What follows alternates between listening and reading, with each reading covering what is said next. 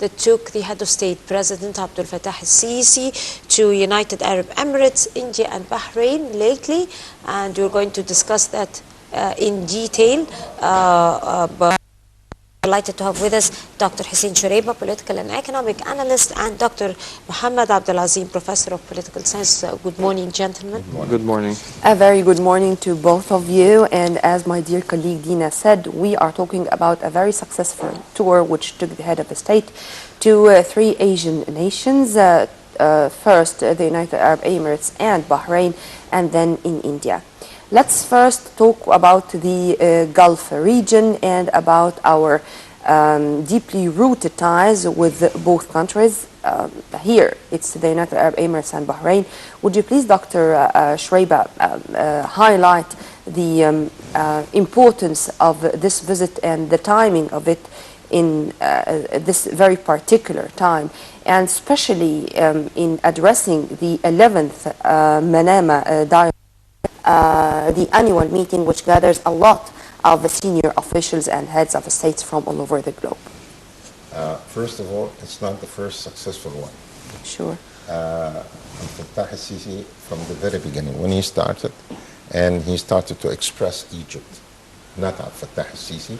He was a very successful person to present Egypt, whether politically wise or economy wise.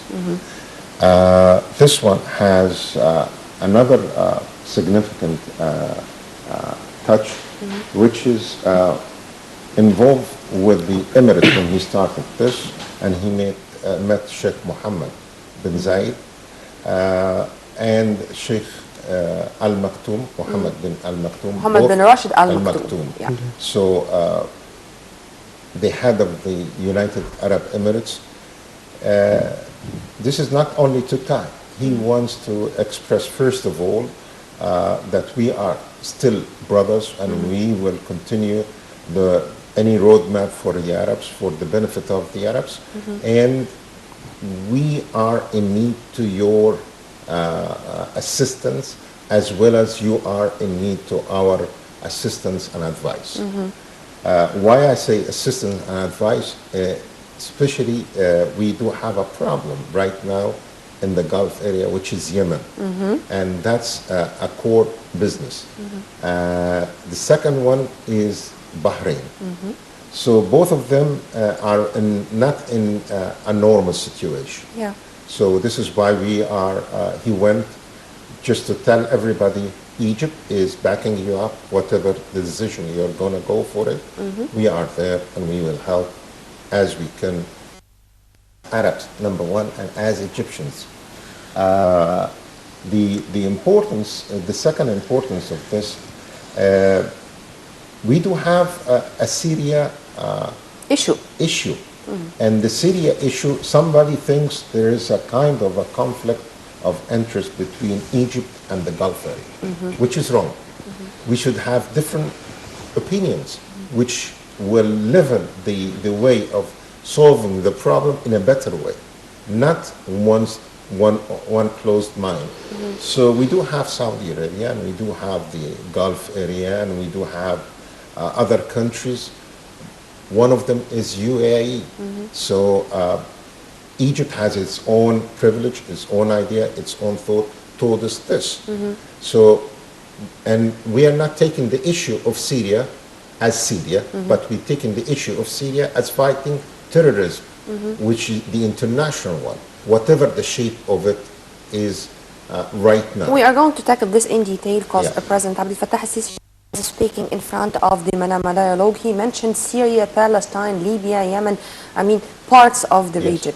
But Dina, if you can join in this and regarding other aspects, because we do have many sides of the same coin. Right, of course. My question is for you, Dr. Azeem. Of course, this is one of his important stops in Asia, like earlier Nermeen mentioned. If you can assess thoroughly that a quick tour over those three important stops, including India, I mean, the timing of the visit and the importance of the connections with India economically speaking. Basically, we try to figure out the mainly theoretical part of a change in Egyptian foreign policy, and recently we really seen that as Egyptian leader Mr. Abdel Fattah Sisi try to make a different changes levels with some partners in the region and especially in the Middle East.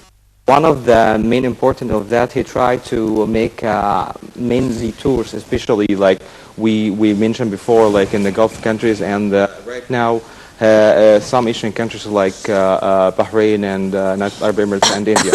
I really figure out about India, especially where to attend the African-Indian forum right now, and the role of Egypt in this forum, especially there's a speech from Mr. Fattah Sisi and the strengths about the existing of Egypt in Africa and to developing all the countries and to figure out the new kind of feature for this content and the challenges for all the countries. And you know, the role of Egypt in the Indian foreign policy and the mutual relationship between two countries.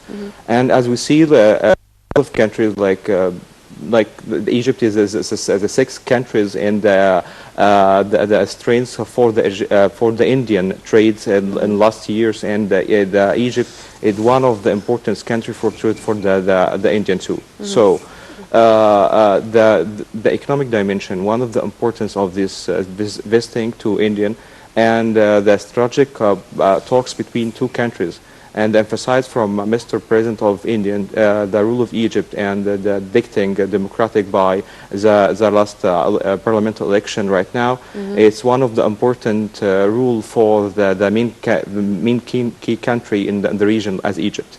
But we cannot leave before mentioning the nuclear side, because India is a nuclear power now, and we cannot deny that. And we all know that Egypt is trying to have a step forward in this field. Do you think that there should be some cooperation between Egypt and India in this field? You know, the strengths of consider the talks which try to cover you know, the importance of India in the technology field. One of the important here right now about the nuclear power and the nuclear energy for Egypt. But point, I don't think so. One of the main strategic talks like that could be expressing. I'm not talking about strategic talks. I mean to exchange experiences. I mean to benefit from the nuclear experience in India. India, we are talking about such population. We are talking about being third world, if I may say so. We are talking about economic situation which is not that much better, at least in the past 5 decades. So, could we just benefit from this experience? We really could get some benefits from experience of India, especially on the field of nuclear power. From my point of view, this part of talks could not be, I think not to top the agenda of talks. Not the top of the agenda, especially we really make talks with other countries like France or Russia about the nuclear energy and nuclear power. And India, I don't think so, could be the top of our agenda about this issue. But most of the talks about the strengths of you know, the shortage of energy worldwide and the climate the problems which Mr. Abdel Fattah Sisi tried to note in his speech in the mainly and very important point. But about the nuclear energy and the role of India in this agenda for the Egyptian foreign policy could not be so far for the Egyptian thinking. Especially, we try to make a different kind of you know, options and diversity partners is this issue. And I don't think so it not be so far for the thinking for the Egyptian policymakers. Right, Dr. Shereba, of course, moving again to the Gulf area, the important political implications of the present visit to Bahrain. If you can, of course, I'm sure that you have some points that you want to register here on that issue. If you look to the map of the Arab countries, that's very important. You will find there are strategic points in that map. One of them is our country, the Suez Canal, as well as the Bab al-Mandab, which is very close to Yemen, Bahrain from there, and Iraq Baghdad from the other side. So these are four focal points, are very important to the safety and security of the Arab region. So all Arab leaders, they recognize this and the importance of that. We did lose only one part, which is Iraq, because of lots of the problem occurred there. But we will not allow anybody to touch the point of Yemen or Bahrain, because the Suez Canal, we are in power of it. So Bahrain, we had a previous history which showed the intention of the Iranians, what they have in mind and what they are going to do, and why they try to make a conflict between the Shiite in Bahrain and the Sunnis in Bahrain, which they had a very wonderful relationship together as citizens of Bahrain. So they tried to really encourage a kind of hateness between both of them. One of the things also from 11 months ago, the Iranians vessels came very close to the Bahrain borders. So Saudi and Bahrain and Egypt went through. So this is why when the Iranians saw the vessels of Egypt, it's not a joke. And Egypt were going to have a vision in this. So we want to say that the visit of Bahrain and Bahrain itself, it's very important, not only for Bahrain or even the Gulf. It is part of the safety and security of Egypt itself. The other thing which I want to highlight for you, you have in Bahrain a kind of a good number of Egyptians are there. And Bahrain, although it's tiny and small compared to any other Gulf area, so the value of work over there, and it's like it's an open country. So the economy is very well established and very stable over there. We would like to encourage also, his idea also to encourage Bahraini to come and be with us, especially on the Suez Canal plan and the east part of the Suez Canal. We want them to come over there also and make a role there. When you tie the countries with economic relationship, you tie both of them with Before leaving this point, sir, of security in specific. Yes, ma'am. And whenever you are talking about how Egypt is that much keen to maintain the security of the Gulf region, and in specific here in Bahrain, as President Abdel Fattah al-Sisi was there. President Abdel Fattah al-Sisi was keen to have dialogue or to have important talks with the German defense minister. And he was keen to exchange points of view, opinions, ways to secure those countries. Is this to echo what you've just said? This is one of the echoes, but it is one very important point you mentioned. Why? Because most of the Gulf area, their missiles and everything, either from the United States, which is a percentage of it, at least 60 to 70%, and from UK and France, it's the rest. So he wants to say to these countries who are supplying these weapons, we will not be focusing only on you. Diversifying resources. And we will move. Why? Because Germany is a very powerful country in Europe. Yes. And if Germany, largest economy. If Germany says something, France will be next door with Germany. So they have to be with the Germans. So this is a kind of a political maneuver. And this is also will support the idea of when you move into the Syrian problem, because France is involved in this. Sure. So, and United States is there. So you better know we have to make it win-win, not lose-lose. It's really amazing to find that Egypt is the one now to integrate a major power like Germany into the situation in the Gulf. This is to say that Egypt is regaining its key role in the region. Absolutely. I think so. I'm going to take it from Nermeen and go to you, Dr. Abdelazeem. Excuse me, just I would like to add something right here, just to I think to make your rule in the region, it takes more time, more than that, because if we really talk about the rule of Egypt toward the main countries or main power in the world, like Germany and then the Gulf. Right now, we'll talk about the new feature for the Egyptian policy in the international arena generally. So, about the Middle East and the rule of Egypt right now, it should try to diversify the source of armies from different countries, and the two deals with France and one other with Russia.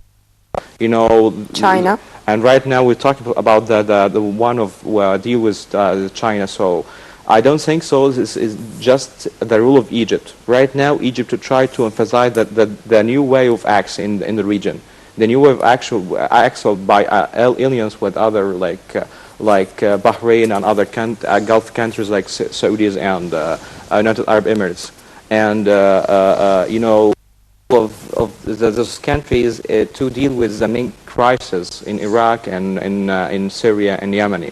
So it's not just the kind of rule; it's a part of, you know, leading the dynamics interactions in the region. Right. Dr. Shereba, President Sisi addressed the 11th annual Manama Dialogue Forum, and he hinted to a very important idea, or in one of his phrases, he stressed that military intervention is not the only way to solve the crisis inside the Middle East or any other hotspot. If you can elaborate on that very important phrase in light of what's happening in Syria, in light of what's happening in Yemen, and the military intervention that happened before in Libya, for example, by NATO, in Iraq by the US, in Afghanistan, and still happening in Syria with no tangible effect. Until Russia broke through and came and changed the whole situation. Well, let's go and read the history back again. United States was one of the good countries supporting Egypt in 1956. And that was the war against France, England, and Israel. So the role of the United States was very successful. But in 1961, this has been changed. Why? We did ask the International Bank for the funds for building the hideout.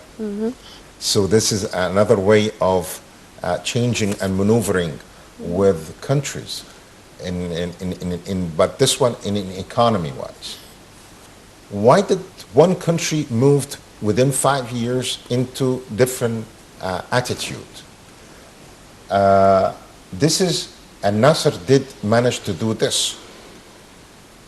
Abdel Fattah al-Sisi doesn't want to be under the control of Russia or United States or any country in Europe. He wants to be liberal and to have the country itself.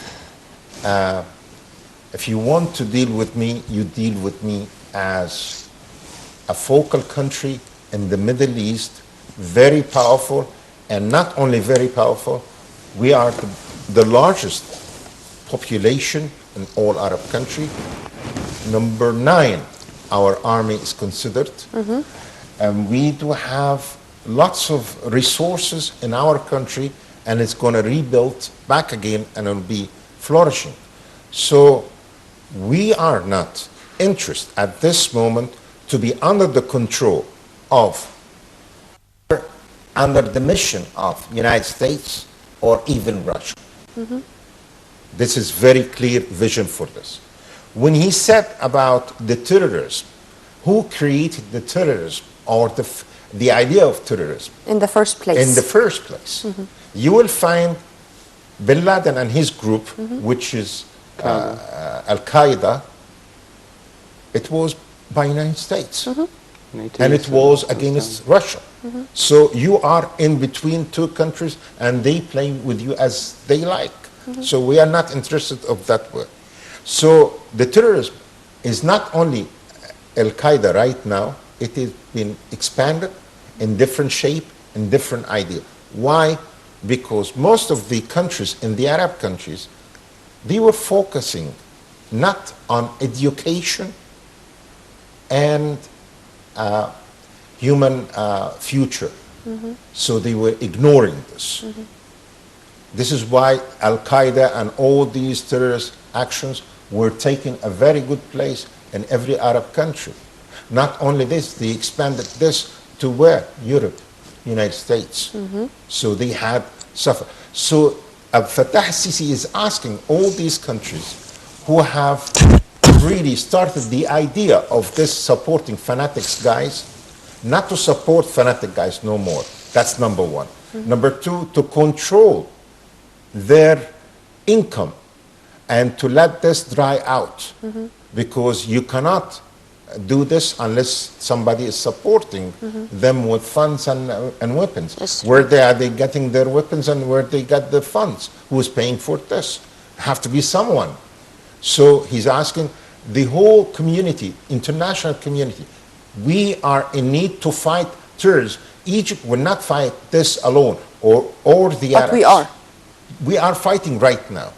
Alone. Alone. On our own. With our Yes. allies, Arabs, some of the countries of the Arabs. Some, not except one, and I don't want to mention its name. So Neither do I. So So let me take it from here, yes, sir. ma'am. Because you said something which is very important, and I'd like to listen to Dr. Abdelazeem's point of view regarding this.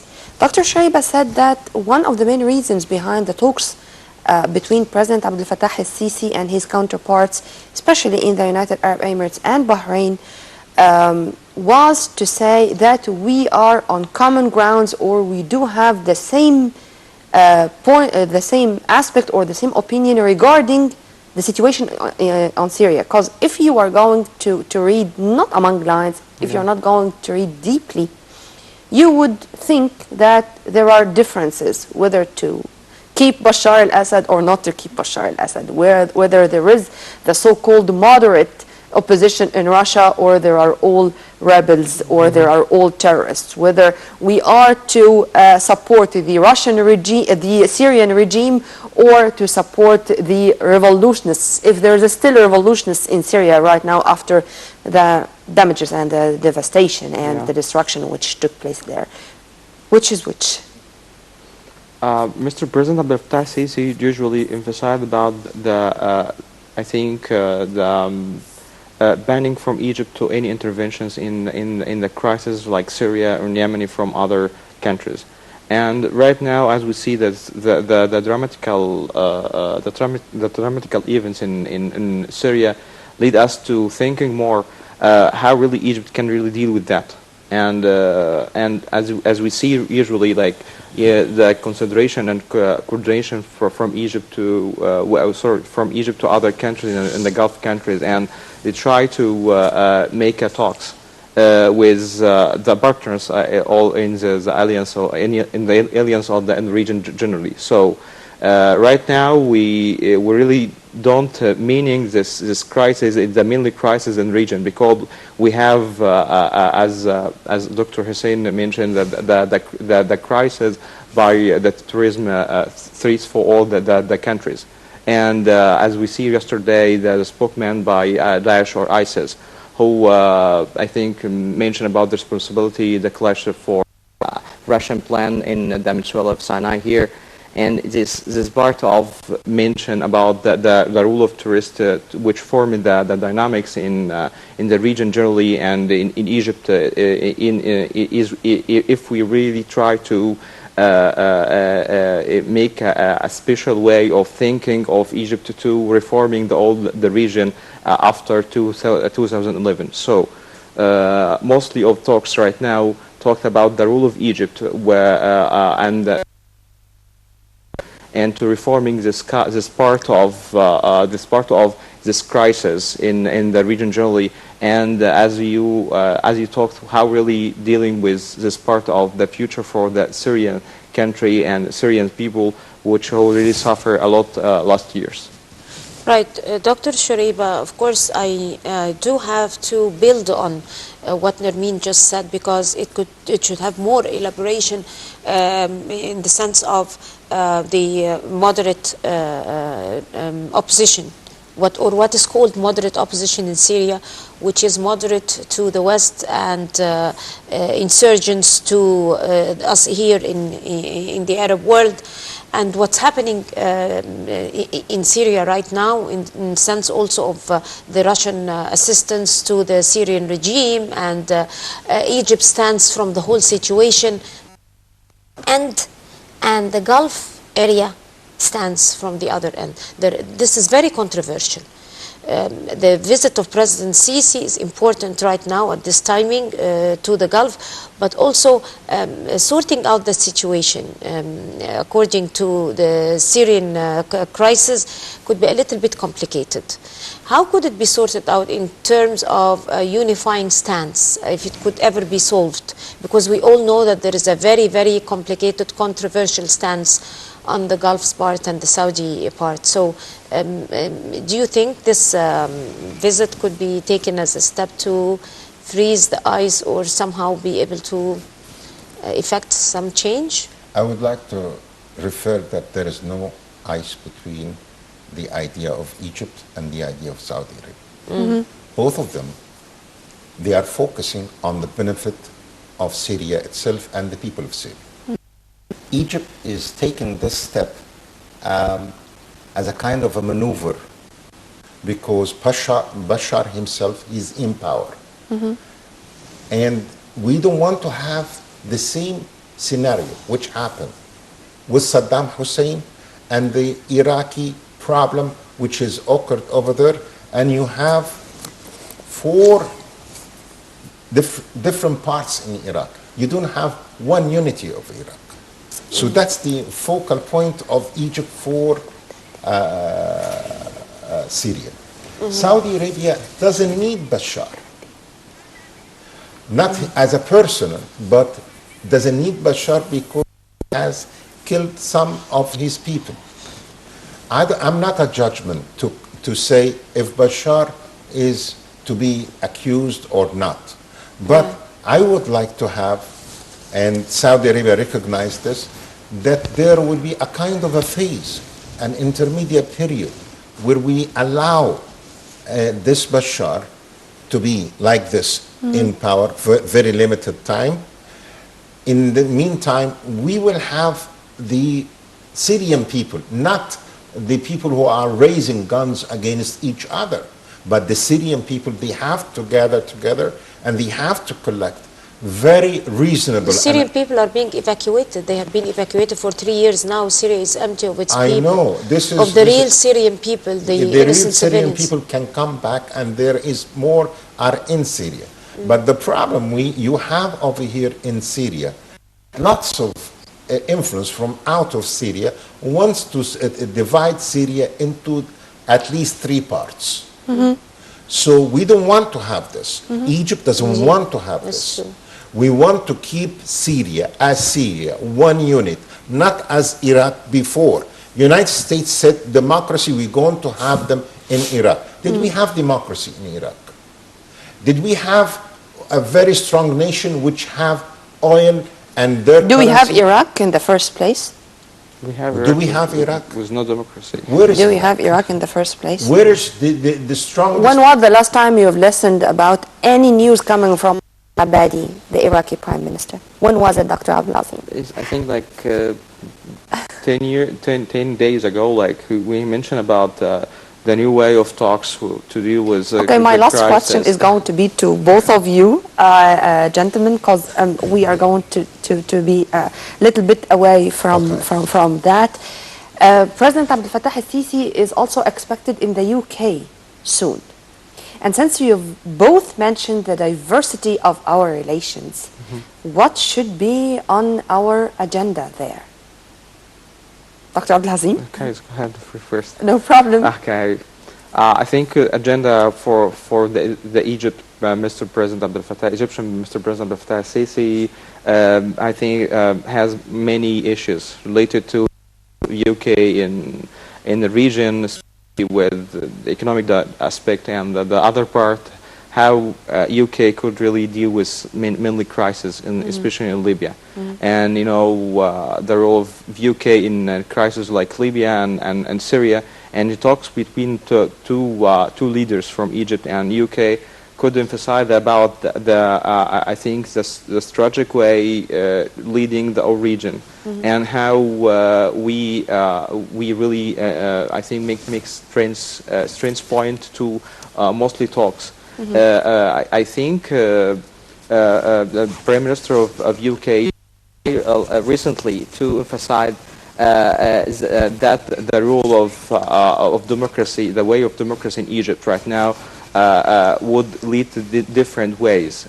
Means like we are expecting a new kind of future for Egypt. So Mr. President of Sisi in this visiting could be a declaration about the new way of Egyptian democracy, and which means the new way for all the countries in the region. Right. Gentlemen, Dr. Hussein Shereba, the political and economic analyst, and Dr. Mohamed Azeem, Professor of Political Science, thank you very much for your coming.